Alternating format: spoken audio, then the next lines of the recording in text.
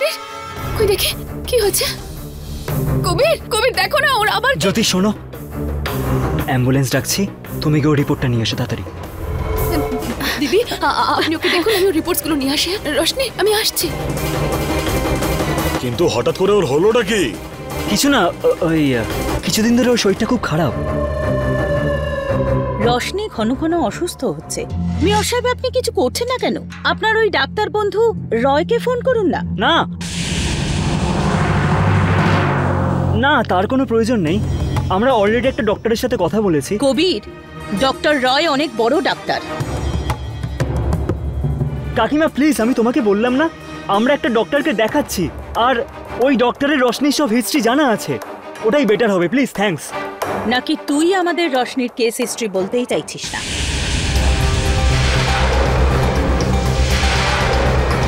এগুলো তুমি কেমন কথা বলছো কাকিমা? আমারও চিন্তা হয় সুমের। জানি না এরা দুজন রোশনিকে নিয়ে রোজ কোথায় যায়।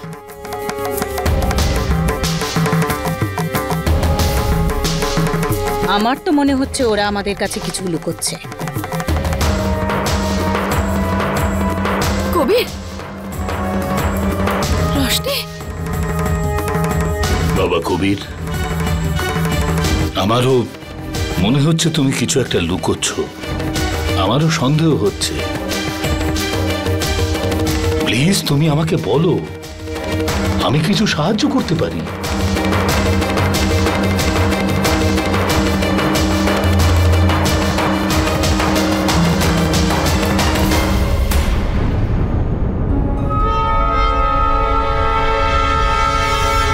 রোশনির ক্যান্সার হয়েছে।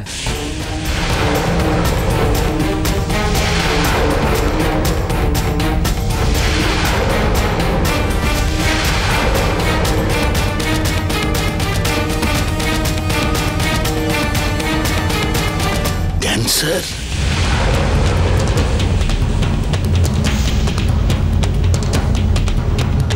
কতদিন ধরে?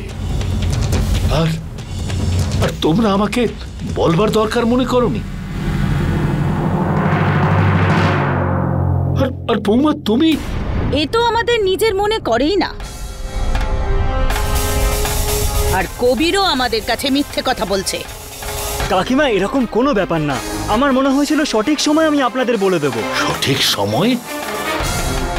এই ছোট্ট একটা বাচ্চা ক্যান্সারের সঙ্গে লড়াই করছে, আর তোমরা সঠিক সময়ের অপেক্ষা করছিলে। সব ঠিক হয়ে যাবে মেয়র সাহেব। আপনি আগে এটা জিজ্ঞেস করুন যে ডক্টর কি বলেছে। কি বলেছে ডক্টর?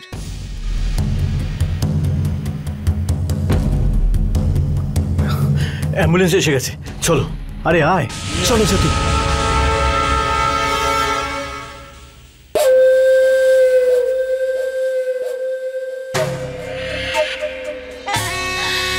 মনে হচ্ছে ওই দিন ঈশ্বর আমাদের কথা শুনেছেন। রোশনি চলে গেলে জ্যোতিও ভেঙে পড়বে। তারপর তো আমার একটা ভুঁই যথেষ্ট জ্যোতিকে নেভানোর জন্য। এটা তো গুড নিউজ মা। জ্যোতি বেচারি নিজের শোকে ডুবে থাকবে, আর আমরা রেশমিকে নিয়ে যা খুশি করতে পারি।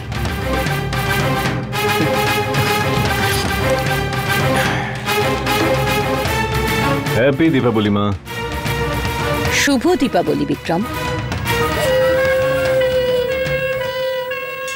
রোশনি আরেকটু ইনজেকশন দিন। এই তো হয়ে গেছে রোশনি। কি হলো? ইনজেকশন দেরি করছে, তাড়াতাড়ি করো।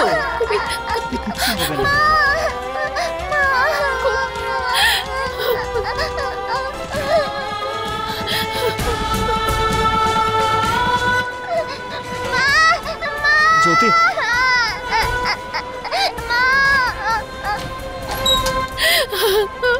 জ্যোতি জ্যোতি নিজেকে সামলাও। জ্যোতি জ্যোতি জ্যোতি নিজেকে সামলাও। কি করছো তুমি? হ্যাঁ, এখনো তো লড়তে হবে আমাদের। কি করে লড়াই করব কবি? আমরা তো হেরেই যাব। একজন মা হয়ে আমি আমার মেয়েটার জন্য আমি কিচ্ছু করতে পারছি না কবি। আর সহ্য করতে পারছি না আমি কবি, আর পারছি না সহ্য করতে। জ্যোতি,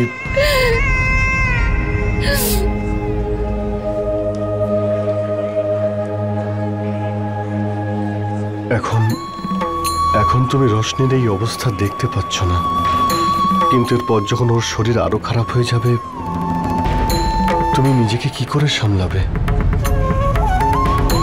খুব তাড়াতাড়ি ওকে কেমোথেরাপি আর রেডিয়েশন দেওয়া হবে, যাতে ও আরো কিছুদিন বাঁচতে পারে। তুমি কি সব সহ্য করতে পারবে জ্যোতি? আরো একবার ভেবে দেখো জ্যোতি, এখন আমাদের সন্তানই রোশনিকে এই কষ্ট থেকে মুক্তি দিতে পারে। যা তুমি বলছো সেসব একদম ঠিক জ্যোতি, কিন্তু একজন মায়ের এই সিদ্ধান্ত ভুল। আর আজ নয়তো কাল তুমি এটা বুঝতে পারবে, আফসোসও করবে। কিন্তু আমার ভয় এটাই যে ততদিনে না অনেক দেরি হয়ে যায় জ্যোতি।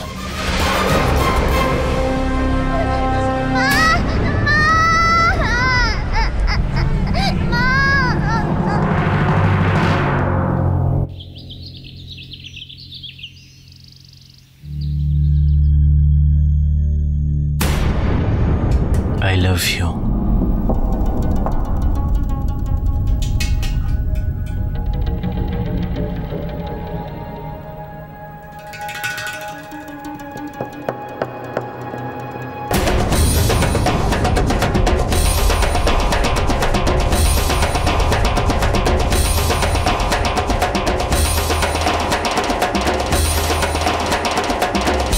খুব বদমাইশ তুমি। যদি তোমার ওয়াইফ রেশমি জানতে পেরে যায় তাহলে ও আমাকে ছেড়ে চলে যাবে, আর তারপর তুমি আর আমি।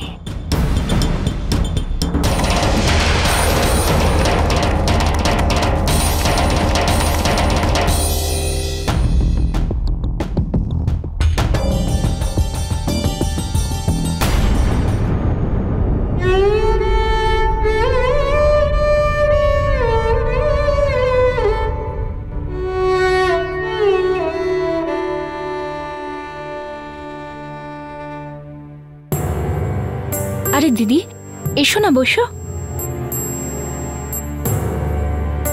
দিদি, রোশনি এখন কেমন আছে? ফোন করেছিল? হ্যাঁ, এখনো ঠিক আছে, বাড়ি ফিরছে। ভগবানও না, আমাদের কোনো ব্যথা হলে আমরা সহ্য করে নিই, কিন্তু এত ছোট্ট একটা বাচ্চা।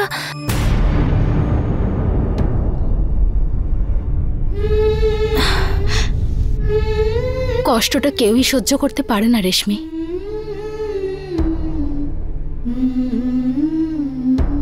দিদি, তুমি এরকম কেন বলছো? হ্যাঁ,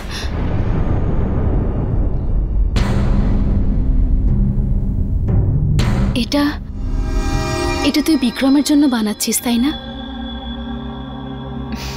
হ্যাঁ, ওর জন্মদিনে এটা আমি ওকে উপহার দেব।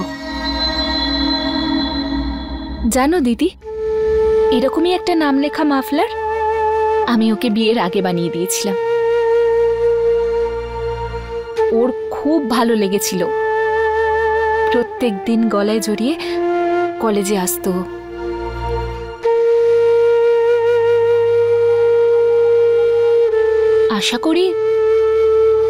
আশা করি ওর এইবারেও হয়তো। কিছু মানুষ পরিবর্তন হয়ে যায় রেশমি। আমি বুঝতে পারছি না যে আমি তোকে এটা কি করে বলবো। রেশমি, আমার তোকে বিক্রমের ব্যাপারে কিছু বলার আছে।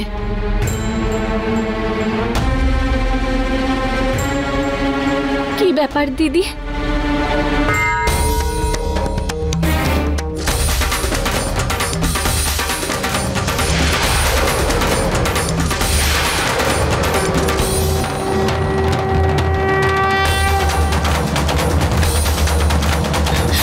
রেশমি, নিজেকে সামলা। না, ম্যাডাম শান্ত হন একটু, ম্যাডাম শান্ত হন। এক্সকিউজ মি সিস্টার, এনার কি হয়েছে? টেস্ট রিপোর্ট থেকেই সবে জানা গেছে যে ওনার ছেলের ব্রেন টিউমার হয়েছে, তাও লাস্ট স্টেজ, বাঁচানো অসম্ভব। উত্তেজিত হবেন না ম্যাডাম, শান্ত হন একটু প্লিজ। ম্যাডাম আপনি শান্ত হন একটু প্লিজ, আপনি আমার সঙ্গে আসুন, আমি বলছি আপনাকে। আরে তোমরা কি বোঝাবে আমাকে? চিকিৎসা করো, চিকিৎসা। আমার সন্তানের খেয়াল রাখতে পারলে না। আরে নিজেদের সন্তান নয় তাই না? যদি নিজের সন্তান হতো তাহলে এটা করতে তুমি।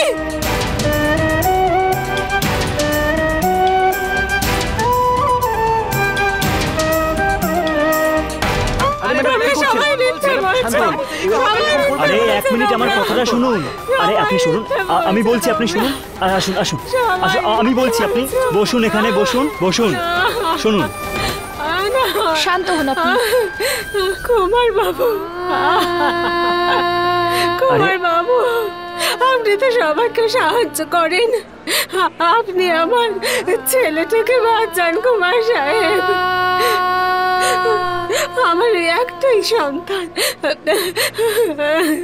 আমি ওর জন্য সবকিছু করতে পারি। আমি সবকিছু বেচে দেব, সবকিছু বিক্রি করে দেব। আপনি শুধু ওই ডাক্তারদের বলুন আমার ছেলেটাকে যেন বাঁচিয়ে দেয়, আমার ছেলেটাকে যেন বাঁচিয়ে দেয় কুমার সাহেব।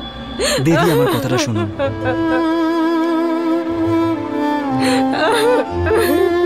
দেখুন, এই পৃথিবীতে যেই মানুষ আসুক না কেন, একদিন না একদিন তাকে তো যেতেই হবে, তাই না? চলে যাবে। আপনি জানেন আমার ছেলের বয়স মাত্র 10 বছর। জীবনে কি বা দেখেছে? অনেক কিছু দেখা বাকি আছে ওর। এটা হতে পারে না। ভগবান এত নিষ্ঠুর হতে পারেন না। যদি জীবন নেওয়ারই হয় তাহলে আমার জীবন নিয়ে নিন। আমার ছেলেটার কেন? আমি আমার ছেলের জীবন বাঁচানোর জন্য সব করতে পারি, সব কিছু, সব কিছু।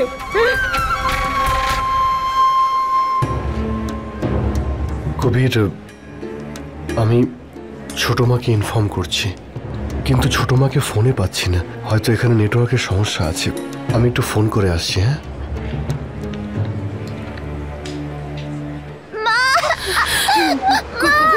শুনতে পাচ্ছ তুমি? ও এখনো যন্ত্রণায় ছটফট করছে। এগুলো বন্ধ করে দিল, আমাকে দেখতেও দিচ্ছে না, আমাকে ভেতরেও ঢুকতে দিচ্ছে না।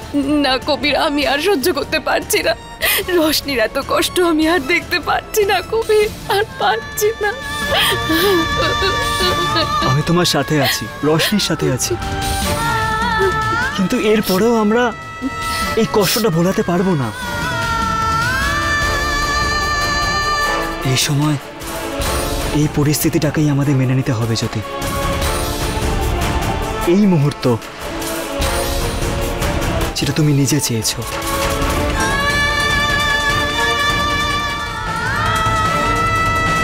আমি রোশনির এখন কষ্ট আমাদের কারো সহ্য হচ্ছে না। আমি তোমাকে বলছি, ভুলে যাও এই সমাজকে, এই স্বামীকে, তার পরিবারের লোকজনকে। শুধু একজন মা হয়ে ভাবো প্লিজ, আর একজন মায়ের কর্তব্য পালন করো। রোশনির জীবন বাঁচানোর জন্য তোমাকে পঙ্কজের বাচ্চাকে জন্ম দিতেই হবে।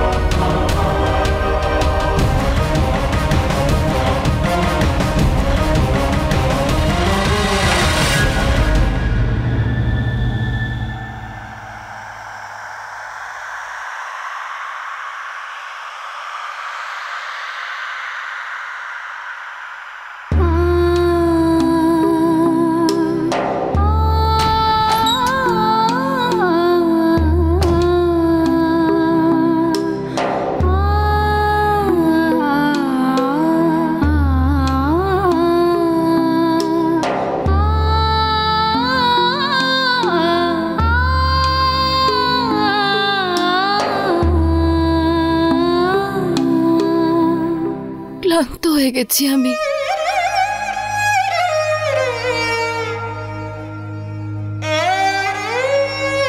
বুঝতেই পারে না যে কোনটা ঠিক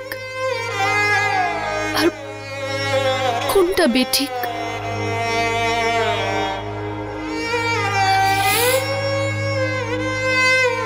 প্লিজ আমাকে রাস্তা দেখাও, আমাকে রাস্তা দেখাও। কাল যদি রোশনির কিছু হয়ে যায় না, তাহলে তুমি নিজেকে কখনো ক্ষমা করতে পারবে না। সব জানার পরেও আমরা কিচ্ছু করতে পারবো না। শুধু একজন মা হয়ে ভাবো প্লিজ, আর একজন মায়ের কর্তব্য পালন করো। আমি বুঝতে পারছি না আর্টিফিশিয়াল ইনসেমিনেশনে কি প্রবলেম আছে। আপনারা ওর মাকে ডাকুন, আমি ওনার সাথে কথা বলবো।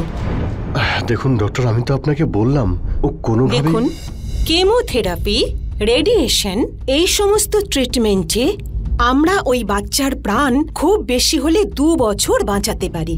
আর তাতে ওর যা কষ্ট হবে সেটা তো আলাদা। এটা তো বাচ্চাটাকে প্রায় মৃত্যুদণ্ড দেওয়ার সমান। আপনি কেন বুঝতে চাইছেন না ডক্টর? জ্যোতি এখন অন্য একজনের স্ত্রী। ও আমার সন্তানকে জন্ম দিতে পারবে না, যে কোনো রাস্তায় থাকুক। আর্টিফিশিয়াল ইনসেমিনেশন করলেও সন্তান তো আমারই হবে, তাই না? এটা সম্ভব নয়। জ্যোতি তার সিদ্ধান্ত নিয়ে নিয়েছে। পঙ্কজ,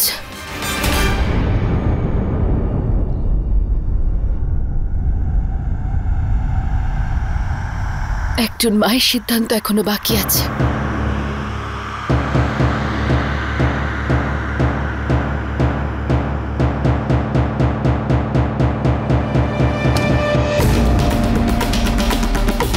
ডক্টর, আমি আর্টিফিশিয়াল ইনসেমিনেশনের জন্য তৈরি আছি।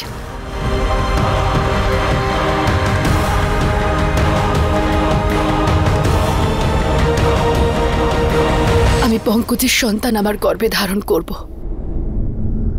ওকে জন্মও দেব আর আমার সন্তানকে বাঁচাবো।